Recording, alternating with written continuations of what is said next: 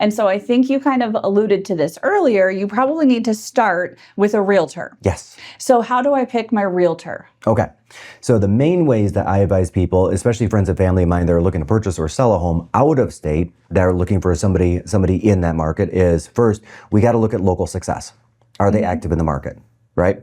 To do that, we know people that have bought or sold homes in that city. So if you have family or friends, and let's say I want to live in Clarkston, I want to buy in Clarkston, right? Because I know you live in Clarkston, I'm going to say, hey, who should I be using?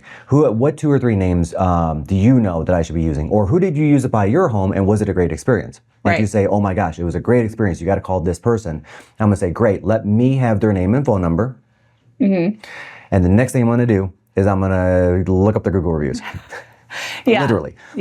Like, every real estate agent out there gets that one easy deal. It doesn't mean they're a great real estate agent. Right? For sure. And I've run into that time and time again. You know, when everything is going right, it's easy to look like a rock star. But when you're having inspection issues and appraisal issues and title issues, how you handle all of those things matter. It could be overpaying for a home or getting a great deal on one. It could be not even getting the home at all for the wrong reasons. I've seen that happen in the past. So the first thing I recommend people do is take a look at their Google reviews and take a look at their Zillow reviews. Those 2 sites specifically. Now on Zillow, it's also going to show you where they've been selling homes actively. They'll literally put it out there on a map. So it makes it really easy to see. So Zillow ties into the multiple listing service, which scrapes all that data and puts it into a map graphic overlaying over your local map, showing every single home that person has sold in their career. So then you can see, okay, well, this person did help my friend Caitlin in Clarkston, but they only did 1 home in Clarkston and they've done 25 in Royal Oak.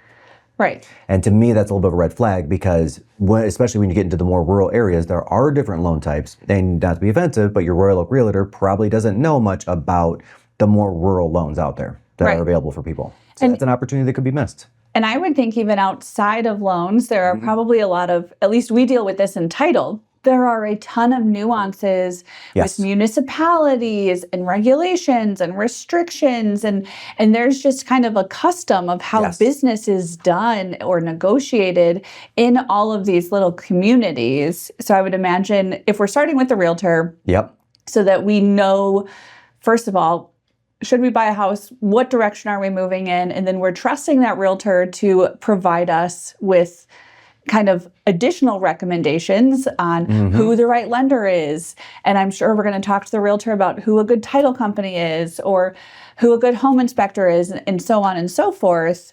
They really have to be embedded in that community, in that area, in that community. Yeah, they really do. Because especially in Southeast Michigan, there are a ton of municipalities that have city inspections that are a requirement to transfer the property from one person to another for the next person to be able to live in it. So to make that a little bit simpler, the city has to come out and inspect it. They're going to give you a list of repairs, and then either the buyer or the seller, one of them, whoever is agreed upon to do it, has to do said repairs before, as a buyer, you can move in. And a lot of agents from out of area don't know that. We see that a lot. We see that a lot in title. I remember when I was representing a buyer in Westland, and I said to the listing agent, hey, look, they're going to need a roof letter at closing. Then the lady literally said, what is a roof letter? It's like, okay, if I wasn't part of that transaction, that whole thing could have been backed up an extra 5 or 10 days. And that's assuming they even figured that out. If they figured it out. And that didn't become a giant after closing disaster. Where the city is now starting to put severe and immense fines on that buyer. Because they bought a home without going through the proper procedure of either a city inspection or roof letter or furnace letter or water testing on a well or a septic field test or any of those things. Which certain cities do need.